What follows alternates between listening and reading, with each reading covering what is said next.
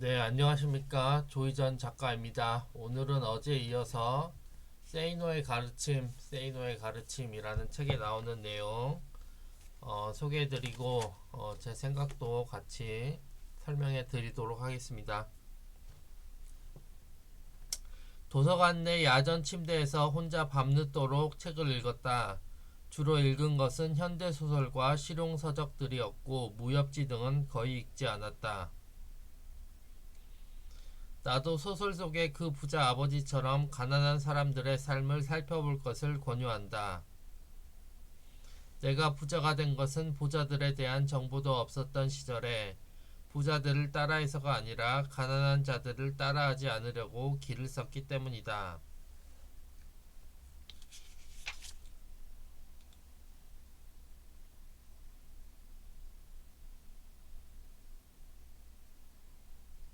아무 일이나 닥치는 대로 하다가 기회를 잡았기 때문이다. 일을 가려서 한다거나 몸이 편한 일만 찾는다는 것은 꿈 같은 이야기였다.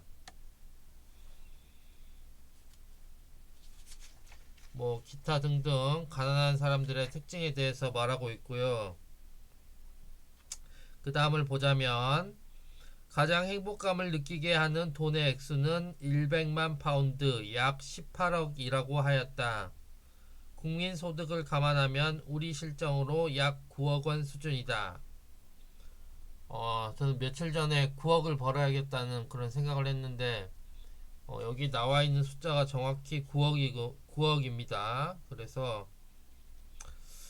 저도 이런 부자들의 서적에 비하면 가난하죠. 그래서 저도 조금 넉넉한 그런 통장 잔고를 만들기 위해서 노력하고 있습니다. 자, 일에서의 성취감, 만족스러운 결혼 생활, 건강 등이 행복을 결정하는데 중요한 요인들이라고 결론 지었다. 시간이 지나면 더 많은 것을 원하게 된다. 자, 보십시오.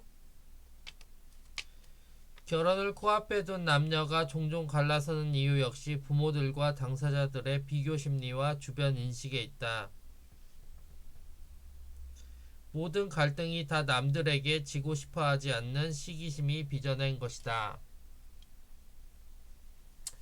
네, 저도 얼마 전에 제 현실을 인식을 했습니다. 그래서 제가 내가 하는 그 모든 노력들이 결국 잘난 체 하기 위함이라는 것을 여실히 깨달았고요. 그래서 그 뒤부터서는 조금은 자기 개발에 대해서 다시 생각해 보게 되었습니다. 그리고 그 이뤄낸 결과들을 가지고 자기 자랑이 아닌 보다 더 가치 있는 일로 승격하기 위해서 어떻게 해야 될지 생각해 보았습니다.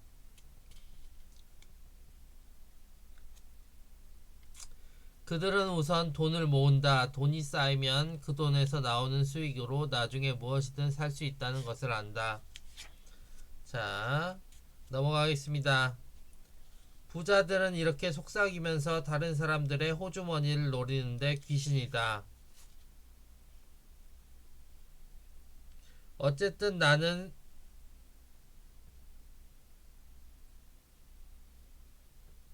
세상을 살아오면서 다른 사람들이 어떻게 생각하건 상관없이 나 스스로의 기준에 맞춰 살아왔고 그게 부자 되는 길로 나를 인도하였다고 믿는다. 자, 넘어가겠습니다.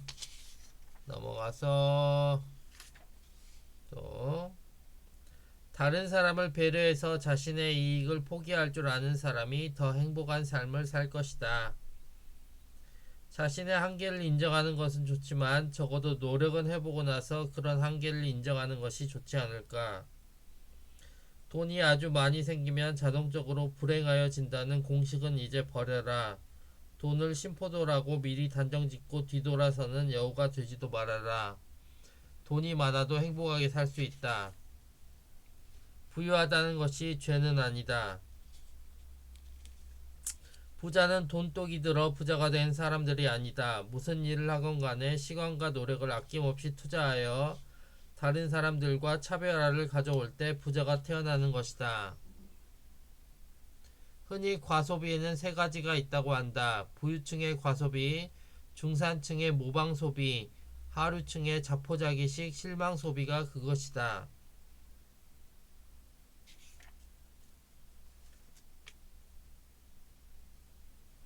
자기계발을 위한 지출이었는가 아닌가 하는 것이다.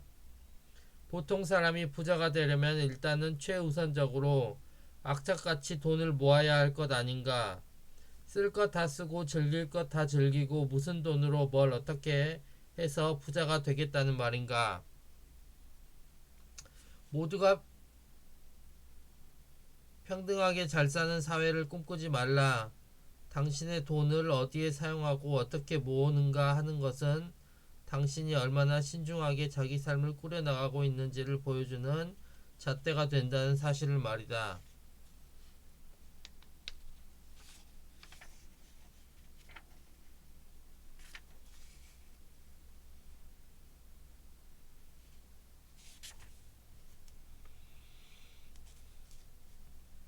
부자들의 공통적 요소 중 가장 두드러진 것으로 밝힌 것 역시 그들이 수입보다 상당히 낮은 수준으로 생활을 하여 왔다는 사실이다.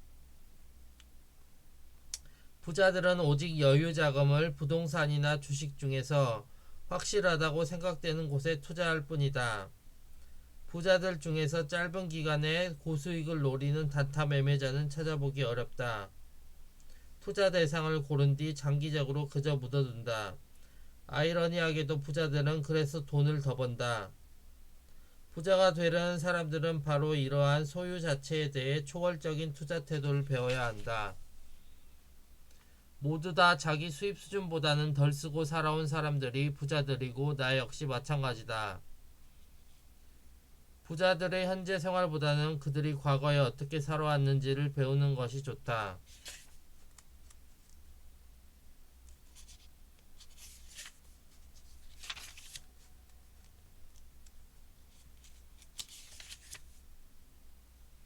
네, 저도 사실 돈이 넉넉지 않아서 많은 고민이 있습니다. 뭐 이것저것 다 하고 싶죠. 돈이 있으면은. 하지만 또 한정된 금액 하에서 또 아낌없이 쓰려면 또 포기할 수밖에 없는 것들이 있지 않겠습니까? 그래서 최대한 돈을 효과적으로 쓰기 위해서 노력 중입니다. 재벌 자녀들이 가져야 할 특권의식은 이 사회를 더 좋은 사회로 변화시키는 데 있어 원동력이 되는 부를 가지고 있다는 것뿐이다.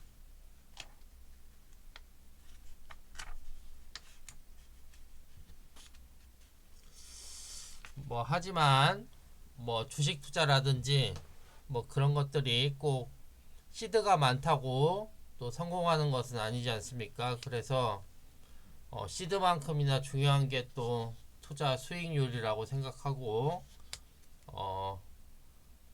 주식에도 조금 묻어두고 그렇게 하고 있는데 잘 될지는 모르겠습니다. 아무튼 시장에 대해서는 언제나 겸손한 마음을 가지고 신중히 해나가는 게 좋을 거라고 생각을 합니다. 그래서 자, 부자들은 자녀에게 학교에서 가르치지 않는 일하는 법을 가르쳐준다.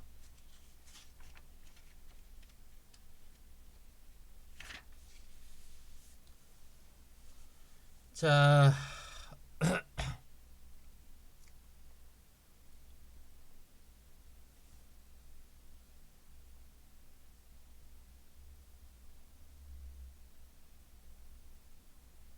특히 주식 투자는 여유 자금으로 하여야 한다는 말을 수없이 들었을 것이다. 여유 자금에 대한 내 정의는 미래의 어느 날이 와도 쓸모가 없는 자금이다. 즉 심리적으로 시간에 쫓긴다는 말이다. 이런 투자는 90%가 실패하고 만다. 나 자신은 분산 투자를 신봉한다. 아주 적은 금액으로 주식 투자를 직접 해보는 것은 바람직하다. 우선 일을 현명하게 잘해야 하며 그래서 이 사회에서 받는 대가를 극대화시켜 종잣돈을 만들고 그 종잣돈으로 투자를 하면서 한편으로는 계속 사회로부터 대가를 받아 나가야 한다고 믿는다. 그래야 종잣돈이 날아가도 생활에 타격을 받지 않는다. 전 사실 좀 젊은 시절부터 더 어린 시절부터 돈을 모으지 않은 것을 뭐 약간은 후회합니다. 뭐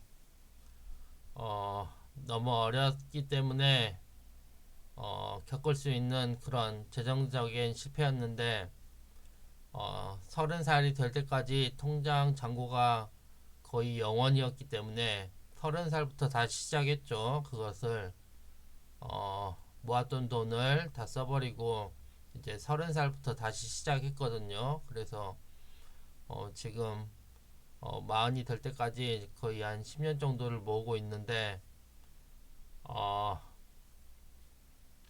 사실 그 기회비용이라고 하죠.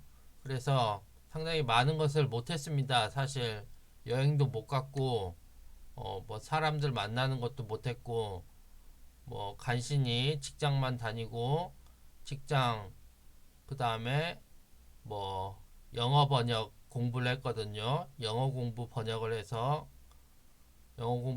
했고 직장 다니고 뭐 그렇게만 살았던 것 같은데 사실 뭐 후회는 되지 않습니다. 뭐 젊을 때 돈을 모아두지 않으면 또 나이 들면 언제 돈을 모으겠습니까?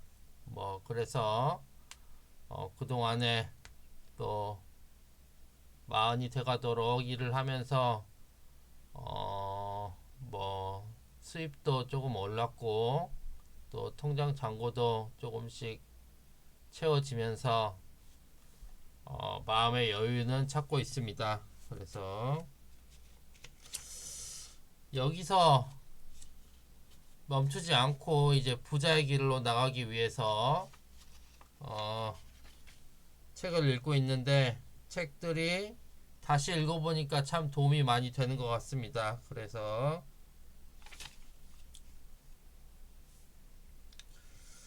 어 뭐죠? 세이노의 가르침 부자가 되는 책 이 책을 한번 읽어볼 것을 권합니다.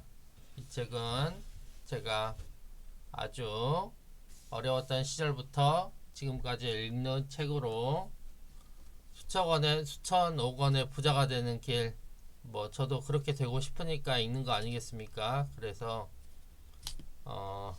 읽고 느낀 대로 좀 실천을 하다 보면 뭐 이전보다는 자산의 수준이 달라질 것이라고 믿습니다. 네, 오늘은 여기까지만 하고 또 내일 또 세이노의 가르침으로 다시 돌아오도록 하겠습니다. 감사합니다.